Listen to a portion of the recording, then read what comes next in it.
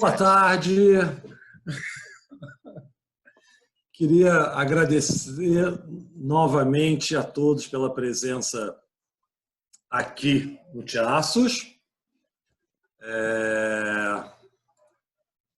Hoje a gente vai ter o imenso prazer de receber minha amiga Lucy Huskinson.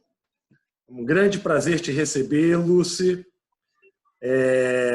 Queria te apresentar para o nosso público. Lucy é vice-diretora da Escola de História, Filosofia e Ciências Sociais da Bangor University, no Reino Unido, onde ela leciona nas áreas de filosofia, psicanálise. Foi editora-chefe, do International Journal of Jungian Studies e, mais recentemente, autora desse fabuloso livro Architecture and Mimetic Self. Ela é autora de vários livros e está atualmente trabalhando num novo livro sobre Nietzsche e arquitetura. A Lucy tem vários livros, né? Eu trouxe um antigo dela, que é Jung e Nietzsche, que é um livro que eu gosto muito, Lucy. Acho que é um livro fundamental. Eu tive o prazer de trabalhar com a Lucy no Journal da IAJS. Ela foi editora e eu fui um coadjuvante tentando ajudá-la ali na medida do possível, mas acho que foi uma bela parceria que a gente pôde fazer. Conheci a Lucy em alguns congressos junguianos. A Lucy, entre outras coisas, é mãe da fabulosa Eleanor, de 16 anos, né? Uma menina muito graciosa. E a Lucy também, vou revelar aqui um segredo teu, Lucy. Ela é uma adoradora de futebol americano. É uma torcedora do Cincinnati Bengals, certo? A Lucy adora futebol americano. Tyler Boyd, is correct? Tyler Boyd? Quando teve a Copa do Mundo no Brasil, a gente trocou alguns e-mails, ela queria saber como é que estavam os jogos aqui no Brasil. Então, a Lúcia é uma adoradora de esporte. Gosto muito de ver suas postagens na sua página, Lúcia. Também soube hoje, Lúcia, de uma novidade que não sei se você conhece. Uma amiga minha que está aqui, a Rebeca Simão, falou que esse livro teu vai ser traduzido para o português. Você sabia, Lucy? No, I didn't know that. No. Pois é. Great. Temos uma editora aqui, uma editora Perspectiva, cujo editor, Sérgio Com, vai estar aqui hoje nos assistindo, e eles compraram os direitos de tradução do seu livro. Já está tudo certo, então, em primeira mão, parabéns para você. Melhor ainda para a gente, o seu livro será publicado pela editora Perspectiva. Novidade, viu? Lúcia, um prazer te receber. Uma grande alegria ter você aqui conosco. Espero que a gente tenha uma boa tarde. Seja bem-vinda, tá?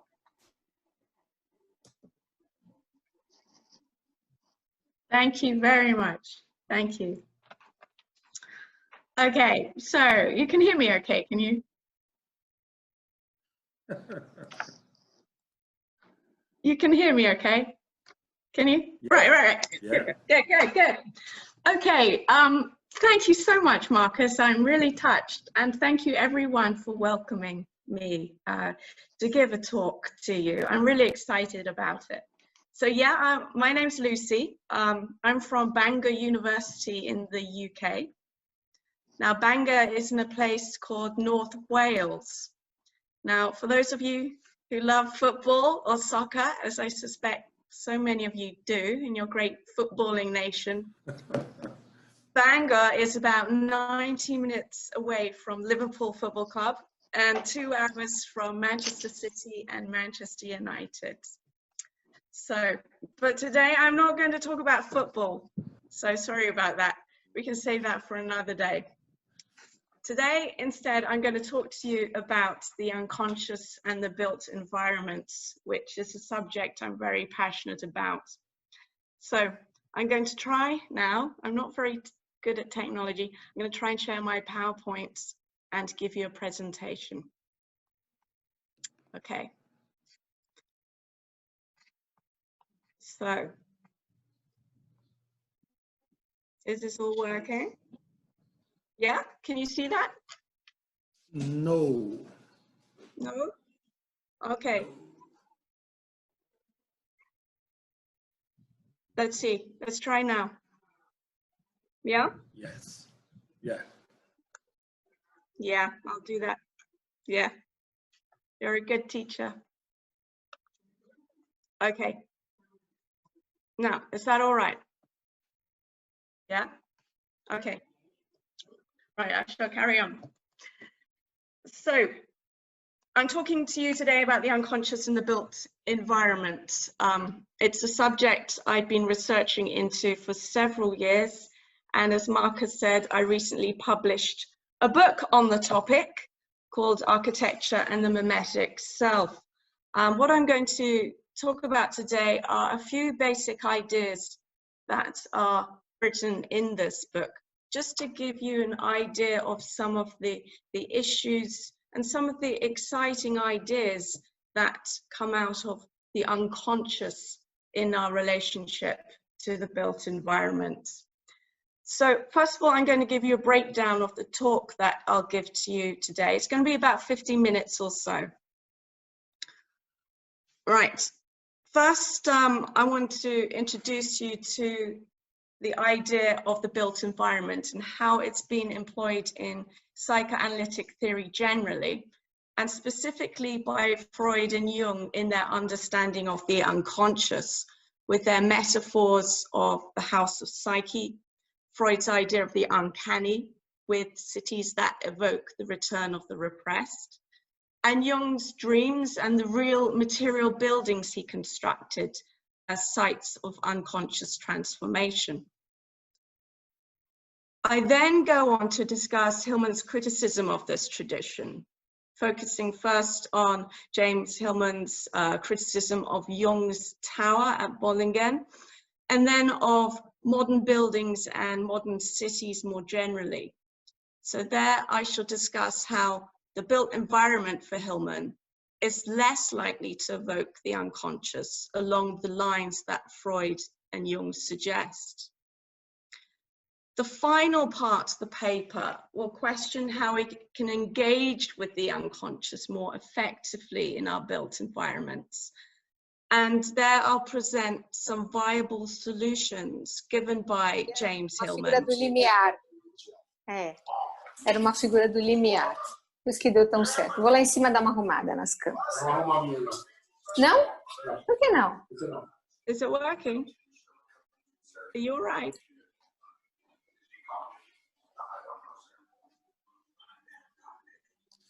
Pessoal, alguém está com o microfone aberto, por favor, fecha.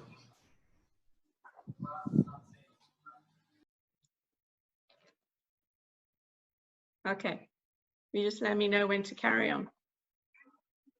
Okay, that's all right.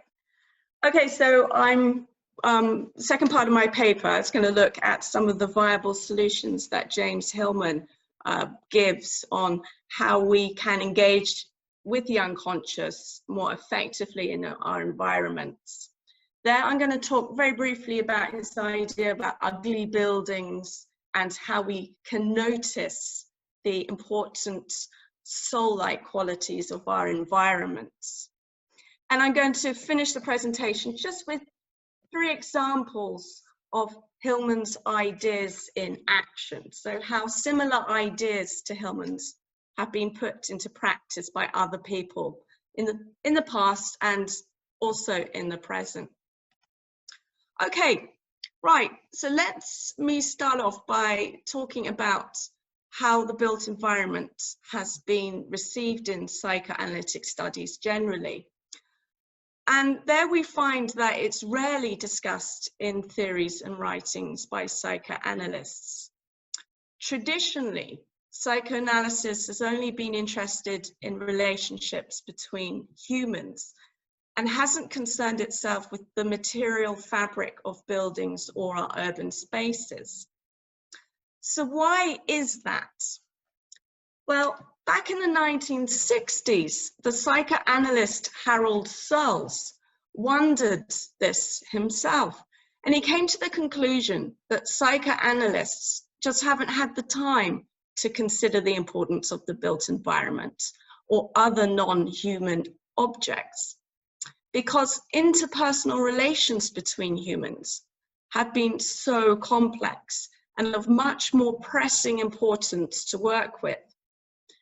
But he says that the failure to consider the impact that buildings and cities can have on our behavior can only lead to ridiculous conclusions, as though we live our lives, he says, in a vacuum and against a background devoid of form, color, or substance.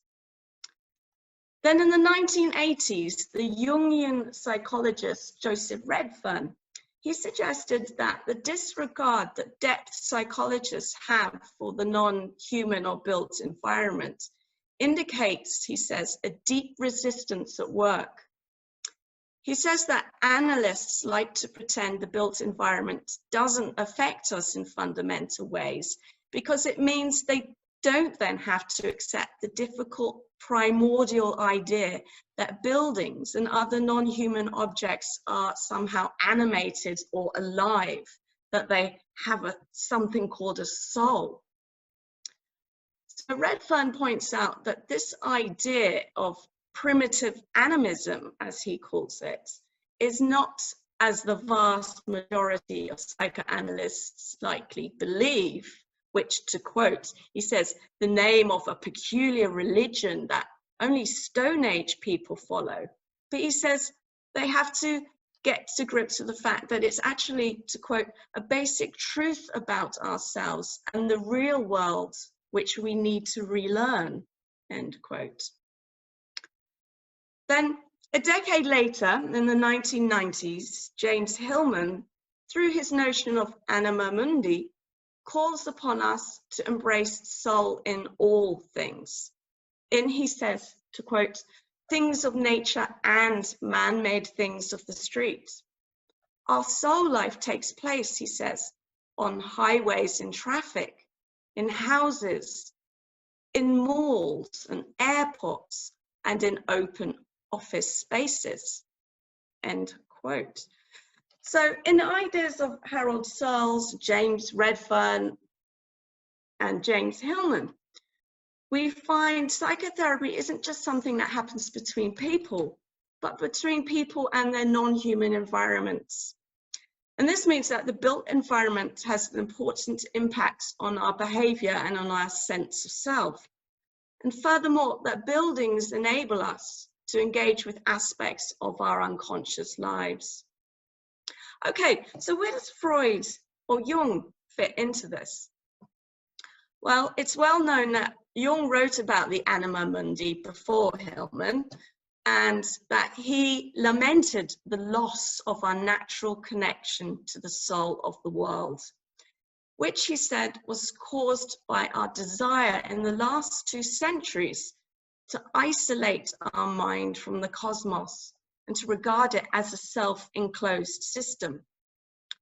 But both Jung and Freud recognized that the built environment has a significant impact on our behaviors, that it is a site, a place, a dwelling that's somehow inhabited by the unconscious. So what I'm going to do now is briefly outline some of the examples of this in their work, starting with their well-known architectural metaphors of House of Psyche, where an image of a building or a city is presented as the psyche with its fundamental structures and dynamic effects. Then what I'll do is I'll criticize Freud's metaphor from a Jungian perspective, and then outline Hillman's criticism of Jung's metaphor. Each is then criticized in turn for failing to demonstrate the full potential of the building as a place that enables one to engage effectively with the unconscious. Now, the metaphors of house of psyche employed by Freud and Jung describe the psyche as if it were a building of several stories, each of which correspond to a different part of the psyche.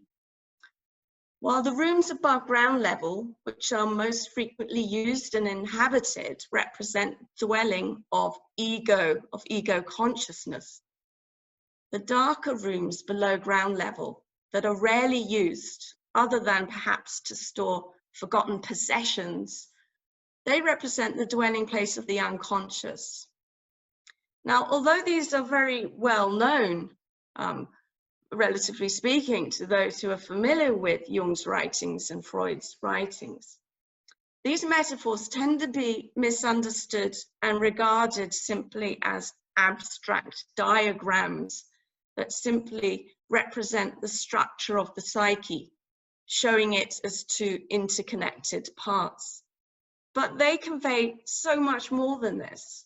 They try to make sense of real feelings and effects that buildings can have on us, both consciously and unconsciously.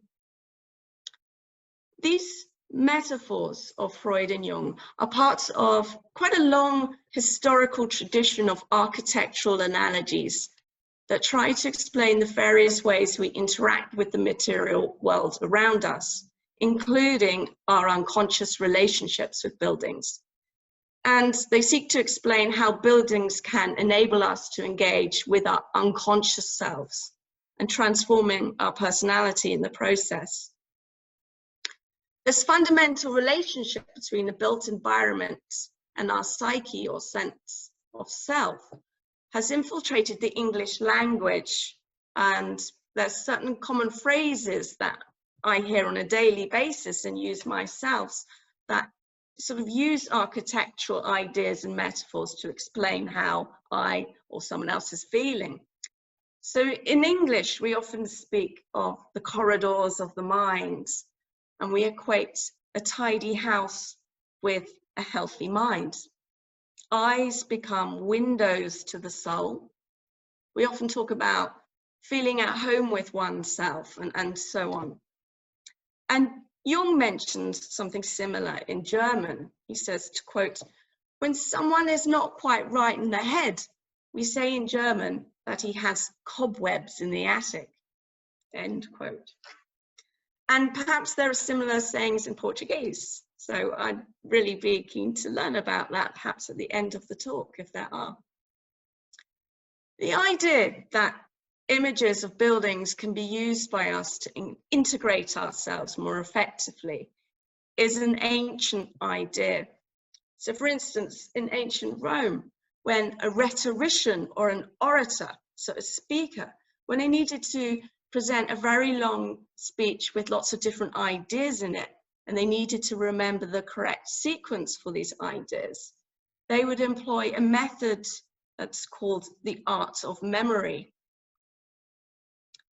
This method involved a person, the speaker, imagining themselves taking a walk around a particular building or city street. And inside each room in the building or urban space, they imagined themselves placing a specific idea that they needed to recall for their speech. Then later, when it came to their speech, when they wanted to recall ideas in a specific sequence, they simply retraced their imaginary steps around the building or street, encountering each idea they placed there along their imaginary walk. These buildings then became known as memory palaces, great grand buildings that contained particular thoughts. They're very useful. They helped a person to integrate what we as Jungians would regard as their pre-conscious ideas with their conscious mindset. Now, to return back to the houses of psyche described by Freud and Jung, as I've said, both thinkers use their metaphors of a building to describe the affective nature of the unconscious. Jung elaborates on his metaphor of house of psyche in his 1934 essay, review of complex theory, where he describes the felt effects of the complex as an intruder who breaks into a house through the basement rooms, causing great disruption to the residents. The idea he's wanting to present here is that the ego experiences the complex as a sudden and unexpected intruder that violates the safety and self-containment of its familiar space. The intrusion originates in the unconscious part of the psyche. Now, incidentally, the philosopher Gaston Bachelard, in his very famous work, The Poetics of Space from 1957, he talks about this example from Jung's writing, but he accidentally mixes up the rooms in his discussion, and he places the intruder in the attic rooms of the house rather than the basement. And this is a significant misreading of Jung's passage, because it amounts to the mistaken conclusion that a complex originates in the realm of consciousness and not the unconscious as Jung had intended. So although it's a very famous book, there is this very crucial misunderstanding in terms of Jungian ideas. Now, Freud employed his metaphor of house of psyche to explain the relationship between dreams of buildings and the psychosomatic symptoms that appeared in his hysterical patients. He concluded that dreams which are stimulated by symptoms in the teeth, for example, will feature images of large entrance halls with high vaulted roofs, and that these large buildings corresponded to the oral cavity. By the same token, if his patient dreamt of muddy streets, Freud deduced they probably had a problem with their intestines. And given Freud's association of the unconscious with repressed sexual instincts, it's perhaps unsurprising that he often relates architectural imagery to representations of male and female genitalia to sexual organs. So that he says that narrow spaces and steep passages, locked and open doors, cupboards, hollow objects, and vessels of all kinds describes, he says, the vagina or the uterus, whilst steps and ladders and staircases are, he says, and I'm going to quote him, unquestionably symbols of copulation, for we come to the top of them in a series of rhythmical movements and with increasing breathlessness. And then with a few rapid leaps, we can get to the bottom again. Thus, the rhythmical pattern of copulation is reproduced in going upstairs. So bear that in mind when you next have to climb your staircase. See what Freud would have to say about that. So, smooth walls, he continues. He's great fun, Freud, when it comes to looking at his architectural symbols. So he talks about smooth walls over which one can climb, and the facades of houses. He says these correspond to erect human bodies, whilst windowsills and balconies on houses are projected female breasts. And he goes on and on like this. But the basic conclusion I want to draw from this is that for Freud and for Jung, architectural images are used to explain the affective presence of unconscious impulses. Furthermore, their metaphors of houses of psyche include the unconscious as much as they do the familiar ego. For them both, a healthy psyche involves all rooms and spaces of the building together and interconnected. Connected, for example, by stairs, doors, or corridors. There will be rooms more frequently inhabited by ego, such as the rooms we call in English the living room or the lounge or the sitting room, because they denote our active presence in them.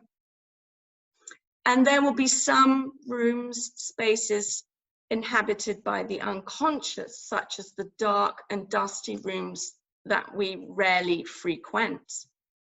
And of course, there are going to be liminal spaces for both, such as the bedroom, where we drift off to unconscious sleep, or where we get up to the kinds of Dionysian activities we want to keep hidden from the people who pass by our houses.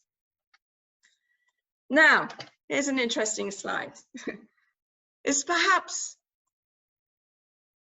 oh, sorry, this is a slide really I wanted to put in just to indicate the sort of the sexuality of buildings. And I think Freud would be quite excited by some of these architectural spaces too that lead to surprising illusions of, say, sexual genitalia. So there's this famous bridge here in London, the Westminster Bridge, where if the sun is just right, it reveals what people might interpret to be a whole row of sort of lit up penises. So I'm sure Freud would have had fun walking along that bridge.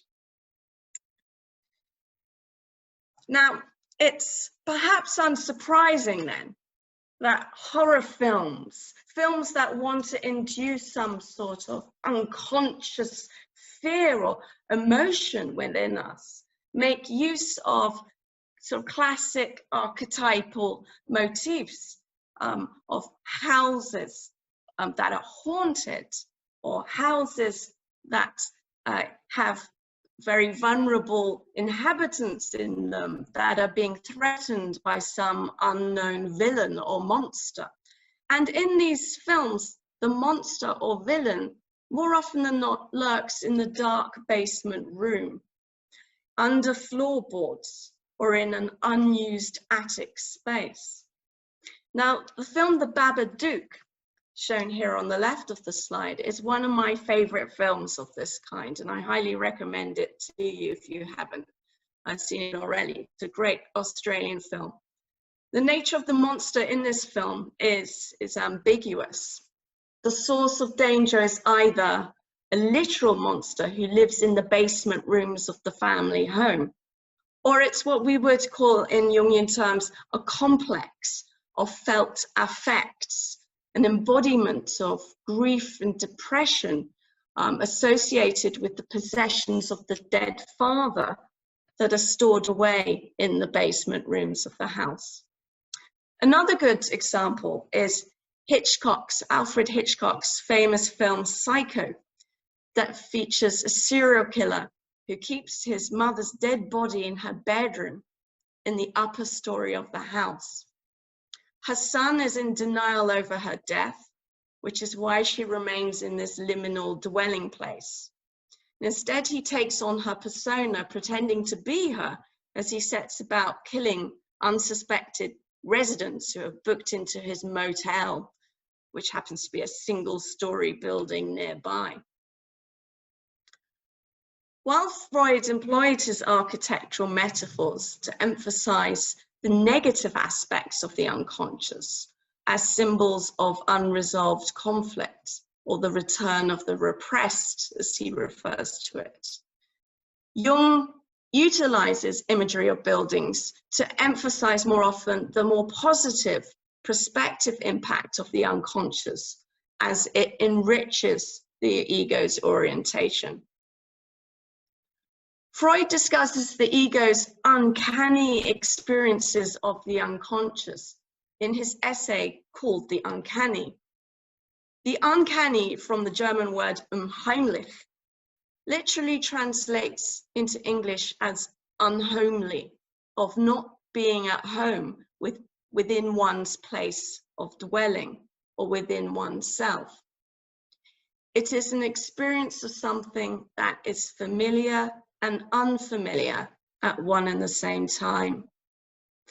And Freud explains this experience of the uncanny using examples from his own experience in the built environment. He describes an occasion, for instance, when he found himself lost and bewildered in the deserted streets of an Italian town. Although he encountered familiar landmarks as he walked around this town, he kept returning to them as if walking round and round and round in a circle, and he was unable to get his proper bearings on the place. Another good example he gives is of the occasion where he's wandering around a dark and unfamiliar room, searching for the light switch, but colliding time after time with the same piece of furniture. And it's these kinds of experiences that convey how we're not in complete control of our environments, and that instead that perhaps they seem to have some sort of control over us.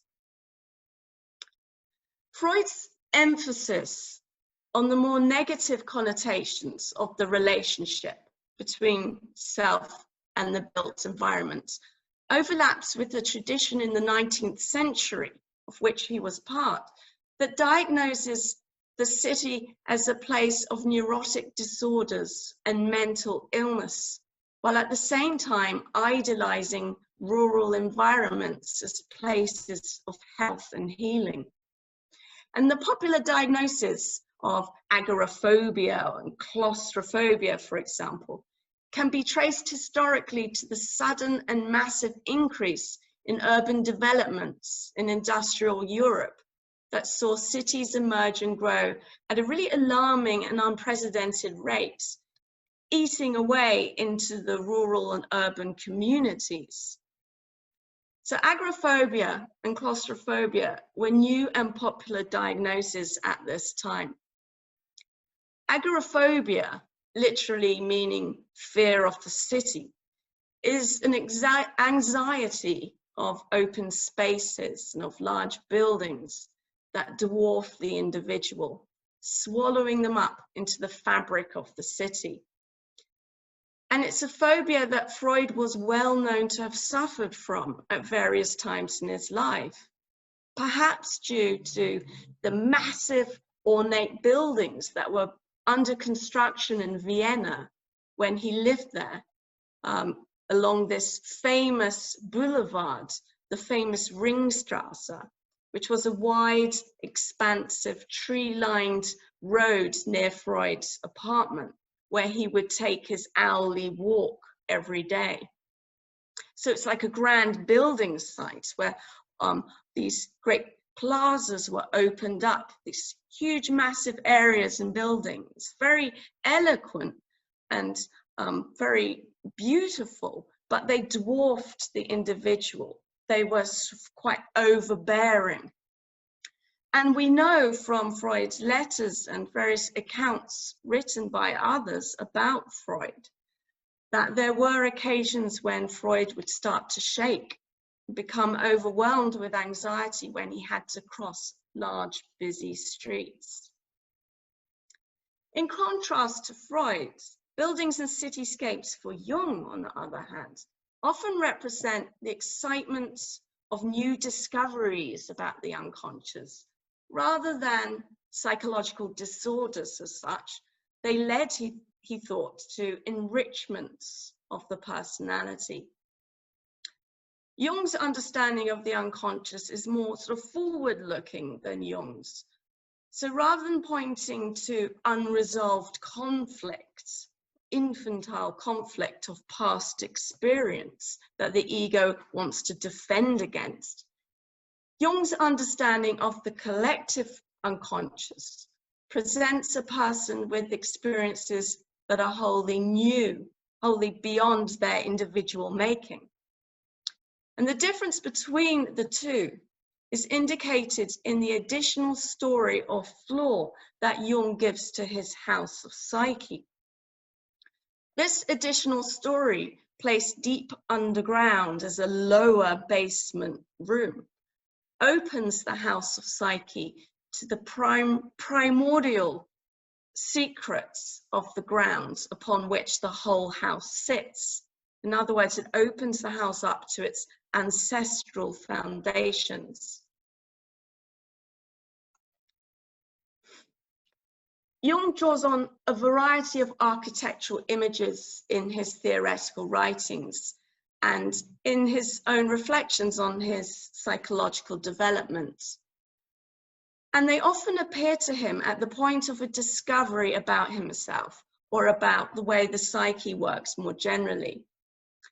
For instance, one of his famous dreams is of dark, dirty, sooty city streets of a place he calls Liverpool, which are organized in a circular arrangement around a square. And in that square is a lotus tree planted at the very center of the city. Now, I mentioned earlier that according to Freud, if his patient dreamt of dark, dirty streets, it indicated to Freud that that patient may have some problems with his intestines. So we could do quite a reductive Freudian interpretation of this great dream, this famous dream of Jung. But instead, for Jung, this dream led him to the discovery of what he would call the self, the higher self at the center of our personality and individuation. Now, Jung's famous dream of the city of Liverpool reminds me very much of this famous mandala that he painted of a castle that you can find in his Red Book. This castle includes walls and avenues similar to the city streets of his dream of Liverpool, which lead, as his streets do, to a central point. And in this mandala, the central point is a golden temple. And curiously, actually, when I was sort of writing up notes for this talk, I happened to come across this. This wonderful medieval fort in northeast Italy. And to me, they're very similar. You can see the similar star shape around the building and even similar patterns in the fields around. And I have a PhD student called Martin who is working on research on Jung and architecture generally. And I showed him this image. And this is a fort, by the way, in Palmanova in northeast Italy. And he got quite excited by it, but he says, oh, no, Lucy. He says, I'm convinced instead that Jung is actually referring in this mandala to this defensive fort, which is in a place called Kleinhunigen, which is near where Jung lived in Basel. And again, you can see very much the similarity there. So in other words, perhaps these real life structures impacted on Jung somehow unconsciously and now appearing in his dreams and his meditations, helping him to think through his own theories about himself and about the psyche more generally. Jung tells us that his dream of the city of Liverpool, as I said, led him to the realization of the self at the center of the personality. And Jung would come to have several more dreams about imaginary buildings, such as a new wing or an annex to his house that he would then explore, or a new library room that he wasn't aware of before. And these dream buildings really excited Jung because he thought they indicated the presence of previously unconscious aspects of his wider personality. So we have Jung's architectural dreams. And of course, we have the actual houses that he designed and had constructed. We have his house in Küsnacht, which I'm sure you're all familiar with, and of course his house or his tower, as he calls it, in Bollingen. Together, these two houses are often interpreted as concrete representations of Jung's ego-orientated life and his unconscious life, respectively. For Küsnacht is where Jung would entertain guests, raise his family, consult with his clients or patients, so very sort of ego-oriented. And his house in Bollingen is where he would go to be alone with himself, to engage with his unconscious reveries through meditation and active imaginations. So we could say that together these two houses express in concrete form the two parts of Jung's house of psyche. And Jung consolidates the psychological link between the psyche and the built environment by dedicating an entire chapter to his Bollingen building in his pseudo-autobiography, Memories, Dreams, Reflections. There he describes how his engagement with the building through its design and construction led him to discover his self. The building, he says, is nothing short of his whole self in stone. Now, there is a crucial critic, however, who disagrees with Jung's conclusions and who thinks the Bollingen Tower is, contrary to Jung's claims of being the whole self in stone, is actually nothing other than a dangerous place of mere ego, of the neurotic ego in stone, of an ego that seeks out self-isolation apart from and out of touch with the world. And this critic is James Hillman. And here I come now to the second part of my paper on the problems with the built environment today, which is to say that it often speaks more of neurotic needs, desires, and ideals of the ego rather than a genuine engagement with the unconscious. Now, I visited Hillman's archives in Santa Barbara a few years ago, and I discovered there a series of handwritten notes by Hillman from 1993 that criticized Jung's tower building at Bollingen. And he says, and I'm quoting these handwritten notes, "A monument in stone," that is what the Bollingen Tower is, a monument in stone to the self-enclosed ego that imprisons Jung within its walls. We are really in a strange place inside Jung's tower. It reveals Jung has a self-enclosed stone wall personality. Now, interestingly, Andreas Jung, the grandson of Jung, an architect by profession who lives in their house still in Kuznets, he describes how Jung expressed in his life a really strong desire for safety and security, and that this was expressed not so much in his Bollingen house, as Hillman suggests, but his house in Kuznets, which Andreas describes as a defensive fortress, with its small barred windows and heavy locked doors. Hillman's criticism of Jung's tower as an expression of the neurotic ego can be read as an expression of his criticism of modern buildings and the built environment more generally. So according to Hillman, Jung's tower is a problematic structure that magnifies Jung's ego need for stability by seeking to enclose him in an impenetrable defensive structure that isolates him from life outside. And this is a problem that Hillman comes to associate with modern architecture generally, especially high-rise blocks, towers, skyscrapers of New York City and Chicago, all of which he expresses as, to quote, a walled-off individualism, the disease of the 20th century. Instead of connecting, he says, they are now excluding, end quote. For Hillman, buildings generally, and towers especially, create in their inhabitants feelings of, he says, disdain for the world.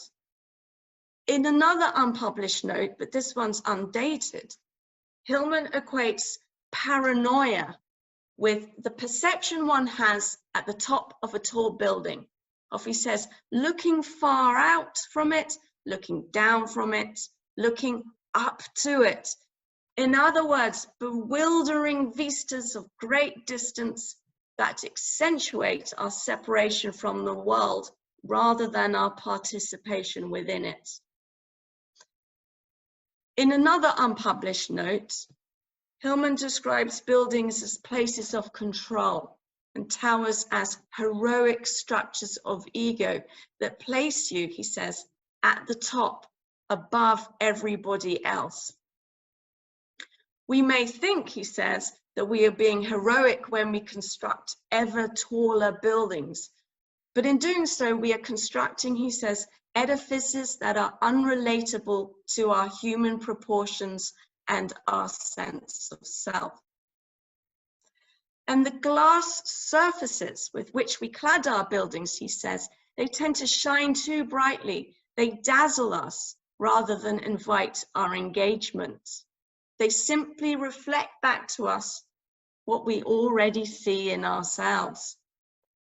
So far from the analogies of House of Psyche, where buildings were thought by Freud and Jung to represent and express the whole psyche, Hillman thinks modern buildings are too often one-sided expressions of ego alone. Not all buildings fail to house the soul, he says, but most do. Because they fail, he says, to evoke an aesthetic response in us. For Hillman, an aesthetic response is very different to the way our ego responds to things. We experience things aesthetically, he says, with our bodies as a gasp or a shiver, as something that takes your breath away, makes the hair on your neck rise. But buildings today are problematic because they just don't have that kind of effect on us. They appeal instead to naive ideals and appearances that attract only our ego. Think buildings that are large and shiny, with ideals, he says, of prettiness, simplicity, things that look pleasing, mindless, sweet and sentimental and old-fashioned.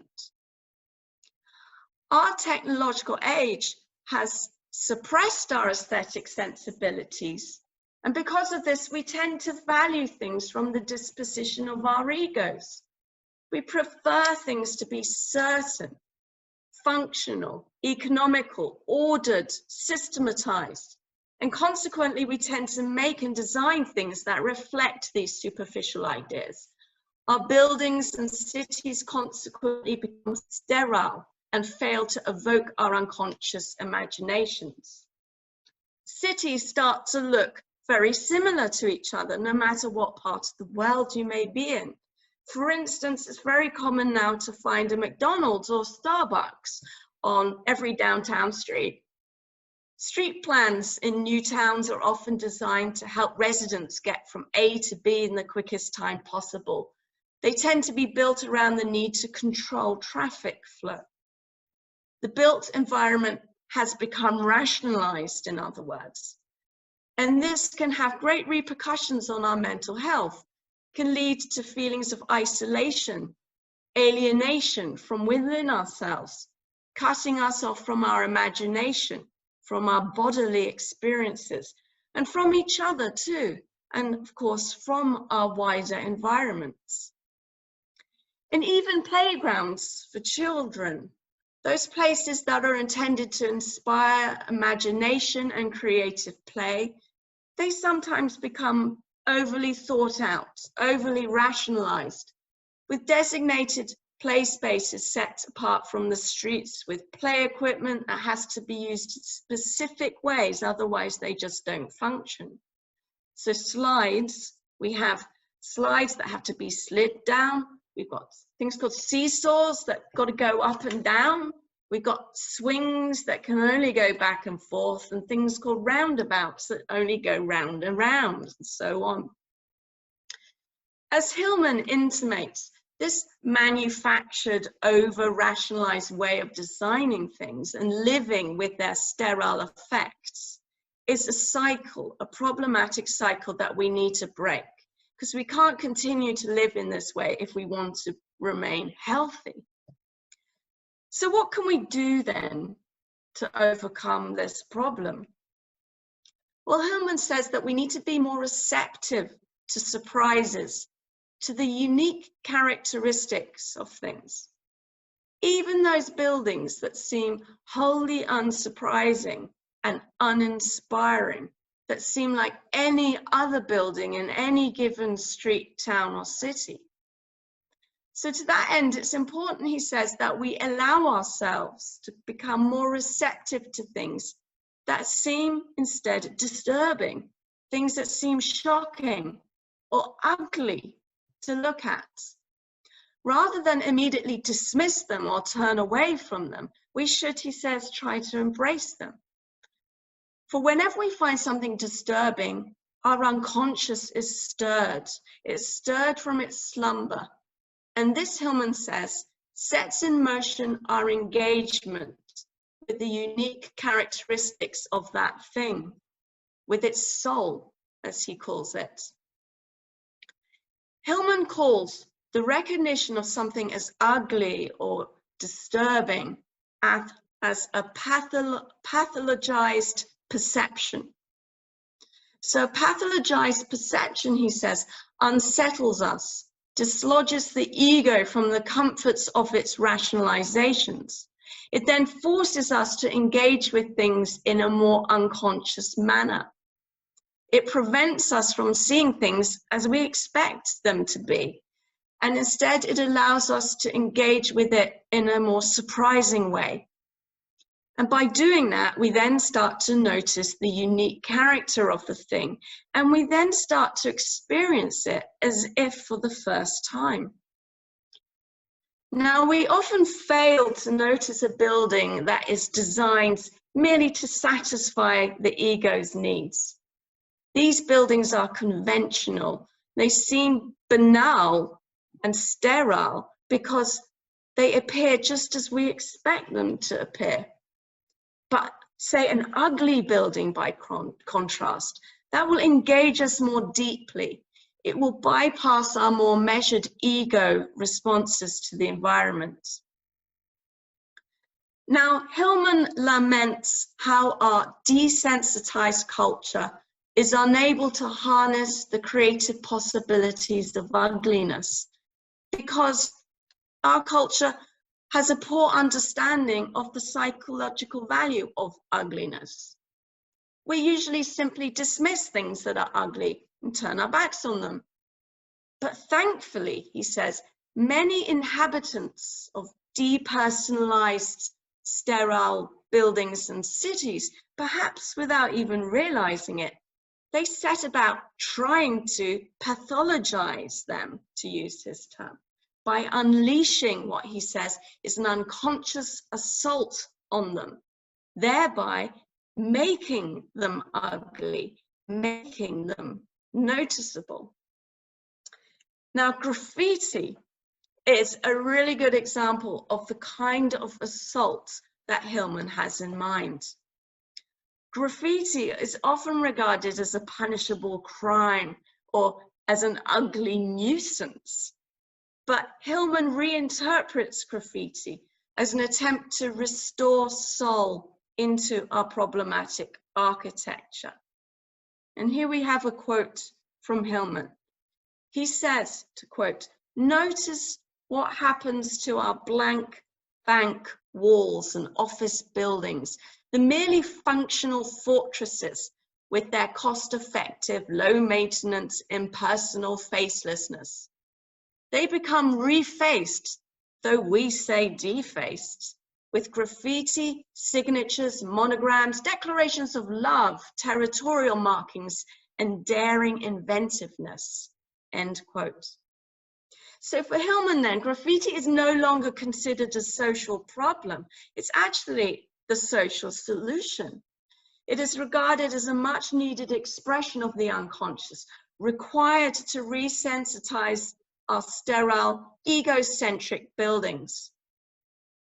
And I just want to pause here with a funny little diversion that I came across quite recently. And this is the work of an artist I found who finds examples of graffiti tags on buildings, and he redraws them to make them legible. So in other words, this artist's work, what he's doing is he's translating these expressions of the unconscious back into the rationalized order of their environment. And the results, as you can see, clearly reveal just how ridiculous graffiti appears when it's reduced to the rational terms of the ego. So how ridiculous it is to try to go in search of the unconscious using your ego's sensibilities alone. Now, Hillman's ideas help us to appreciate that even the most banal and uninspiring features of the built environment, those we barely notice that have been designed with only function and economic efficiency in mind, that they can have soul. But it's up to us to notice this soul and to engage with it. And it's not easy to do, especially when there's nothing particularly ugly or disconcerting about the buildings we've become overly familiar with, such as the buildings we walk past or inhabit every single day. But we can help ourselves, Hillman says, if we just slow down, if we go about our daily business, but pause as we do so. Stop, just stop what we're doing. Stop and not just look around us, but really look around us. To notice, he says, notice what is there, notice the details.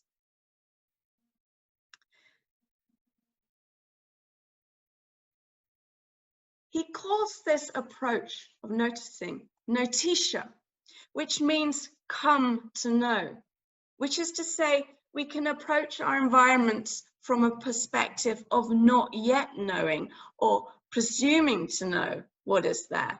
And this allows us to become more susceptible to the unique character of things.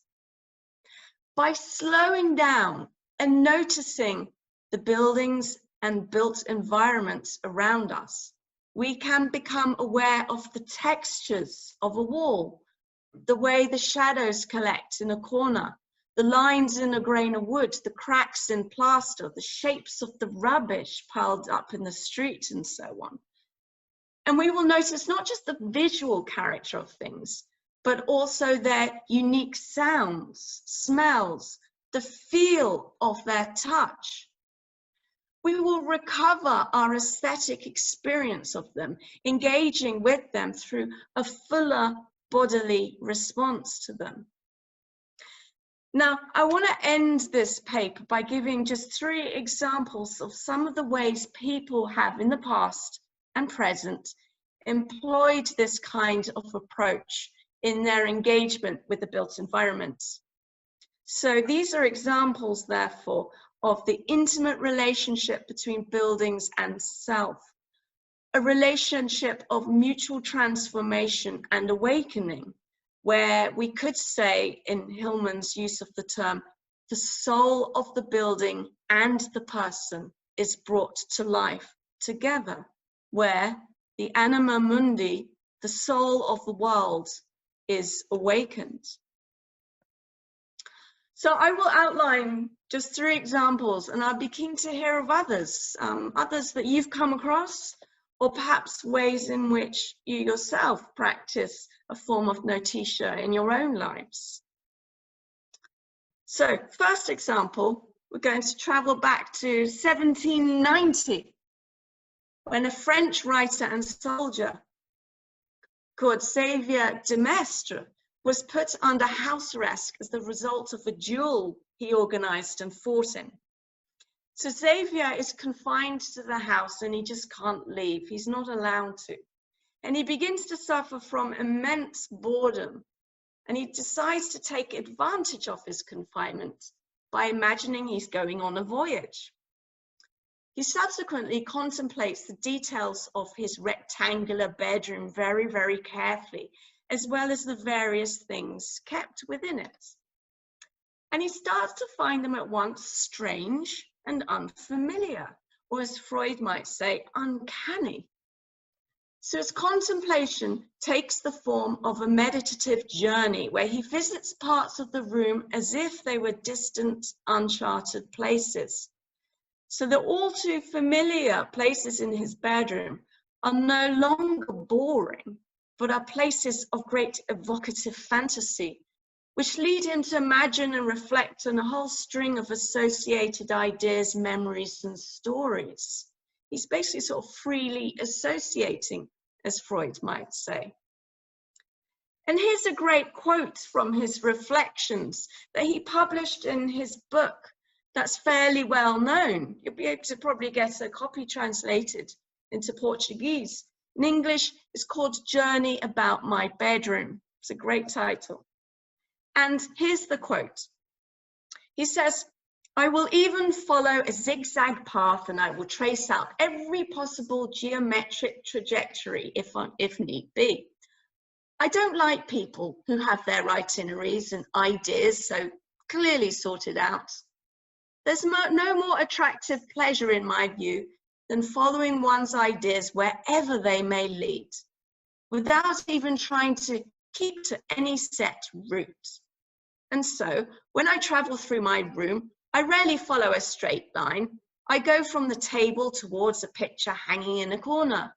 From there, I set out obliquely towards the door.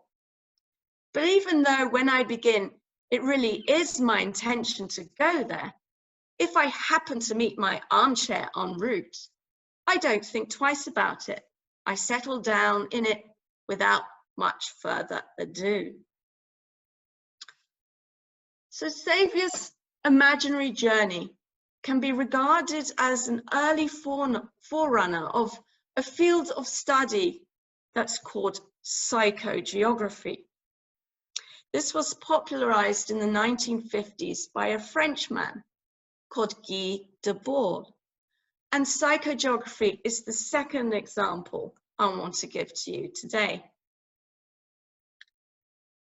So psychogeography involves a playful exploration of urban environments that encourages a pedestrian to wander away from their predictable pathways into a new awareness of the environment. It often involves something called aimless walking or drifting, where a person walks around a city as if they were a tourist, directed by whichever place or direction attracts them at any given moment. Or we might say a person allows themselves to be driven by their unconscious motivations of whatever place really sparks off their imagination next. By doing this, a personal street map can then be created to reveal the more emotional and evocative pathways in a city, to rival the conventional street maps which designate walkways and prescribe one-way systems to control the movement of pedestrians and drivers. Guy Debord sought to revolutionize modern approaches to architecture in this way. And together with a Danish artist called Asger Jorn, he published the Psychogeographic Guide to Paris in 1957. And a year later, a book called The Naked City, a psychogeographic map of Paris, which involved them both cutting up a typical map of Paris and repositioning the pieces of the areas in Paris that were most stimulating to them personally. And then they would draw these red lines, as you can see here on this image, between the places that they had cut up to represent the pathways that a person could take to walk there or to drive there by taxi. And taxi was very important to them because they thought it was a more independent way of traveling around a city compared to a public bus. And the third and final example that I'll give to you today is parkour, or free running, as it's sometimes called.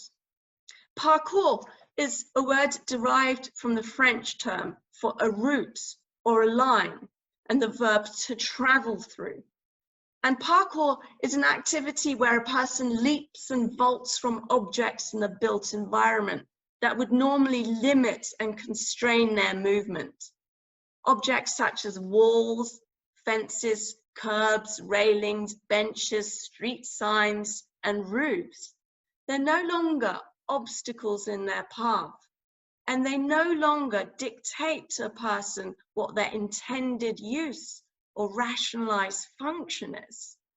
And so with parkour, walls are walked up and handrails are stood on or swung from.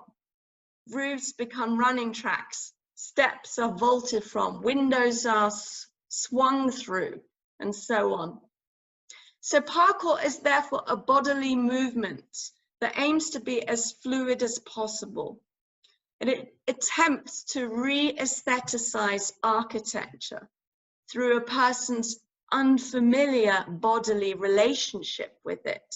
So therefore to create surprises in bodily reactions to the environment.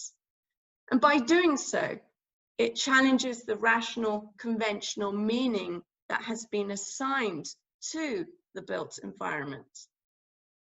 So all three examples show how the built environment can be reawakened to release its soul, to encourage us to engage with its unconscious possibilities. Okay, so I've been speaking a long time. It's gone very dark here. I hope you're all still with me.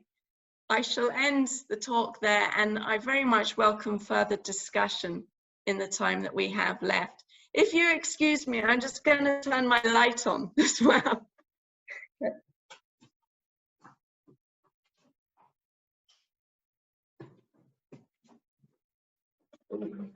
Thank you. Obrigado, Lúcia. Lúcia, queria te agradecer muito pela tua presença aqui, pela tua disponibilidade em conversar conosco. É um tema que não nos é muito, por assim dizer, comum trabalharmos ele no campo da psicologia, mas acho que você está trazendo algo que, sem dúvida alguma, está na pauta do que é contemporâneo. Sem dúvida, a gente vai se desdobrar sobre isso muitas e muitas vezes. Muito obrigado pela tua gentileza e pelo carinho em você estar aqui conosco, tá bom? Queria te deixar um grande abraço, um abraço na Eleonor e que a gente possa nos vermos novamente.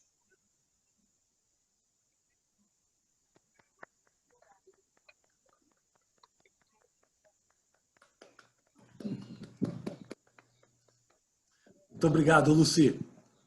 Thank you. Pessoal, obrigado pela presença. Tchau. Tchau a todos, obrigada. Obrigado pela presença de todos. A gente tem um próximo encontro na sexta-feira que vem com o Henrique Pereira e, novamente, Tiaços continua, tá bom? Espero que vocês tenham gostado.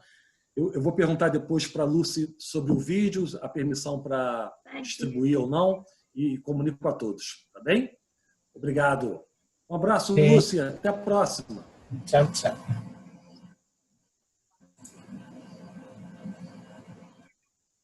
Thank you. Well, no, I just want to thank you all and for your very intelligent questions and for inviting me. And I like seeing you all on my screen, and it's really, really lovely to have this opportunity. And yeah, I wish you all genuinely very much the best in these difficult times.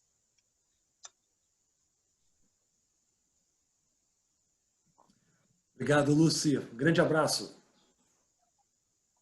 Cheerio. Bye-bye.